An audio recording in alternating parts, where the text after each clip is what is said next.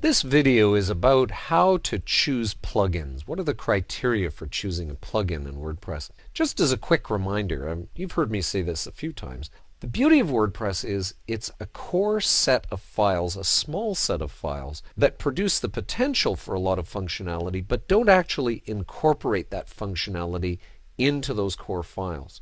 That's done by installing what are called plugins. Themes also have a certain amount of functionality that's introduced as well, but plugins are very specific pieces of code to produce contact forms, social media buttons, whatever it might be that you need.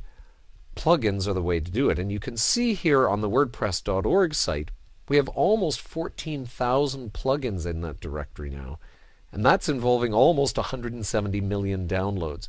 That's a lot of activity, and that's really, once you install WordPress, I mean, this is really where a lot of the activity is going on. People finding and creating new plugins and making more functionality for WordPress.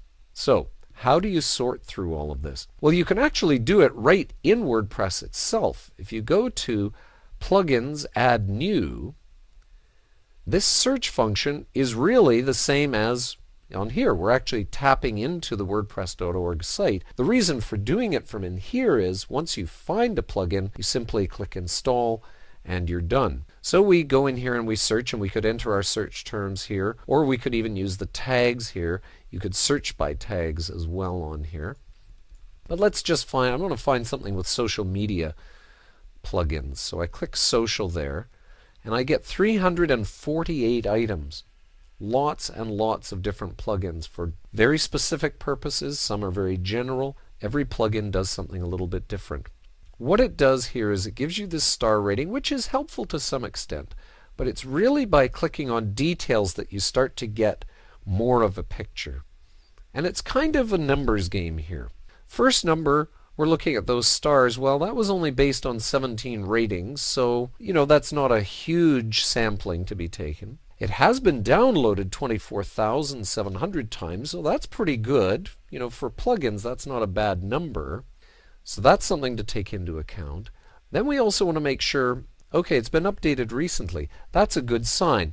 Not all plugins have to be updated. I know plugins that work perfectly well that are 3 or 4 years old. But for the most part, a plugin wants to keep up to date with what WordPress is doing. So watching for when it was updated can be very important, and it will tell you compatibility. Yes, this is compatible. It's been tested, in other words, by the author up to 3.1.1, so we know that it's fresh. So those are all the kinds of things you can start to use to triangulate in and figure out which are the best plugins. Even better is to use that information on top of a search for, in this case, the best WordPress social media plugins. And people love making lists of these things. Now, I've done this search just as is, and you'll notice I'm getting some results from 2009, for example. Well, plugins change a lot, change very quickly. So I'm going to narrow this down to the past year.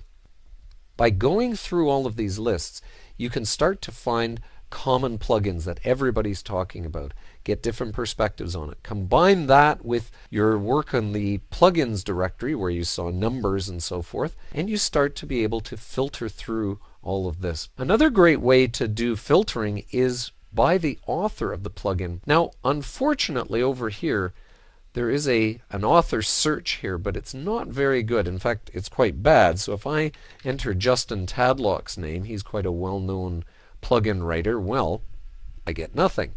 Part of the problem is that he actually goes under the name Green Shady, and once we knew that, once we actually get to one of his plugins, you can click on his name there and it will take you to this profile page, and then you can see what other plugins an author has written, and that can be a good way of doing it too. I know, for example, that he writes very good code, so I would be interested in more of his plugins. And you can do that for all kinds of well-known plugin writers. Find out who they are, and you'll find lists on the web too. People will go through and rate them. This one just rates it basically by the number of downloads, but still that's helpful. It pulls the information together for you, and again, going through some of the names come up again and again, so those are people that you're more likely to trust. So those are just a few of the ways that you can go through plugins and try to sort out what the best ones are for your client. It's going to be very, very important to use plugins to create the functionality they need, and you always want to be on top of which ones are the best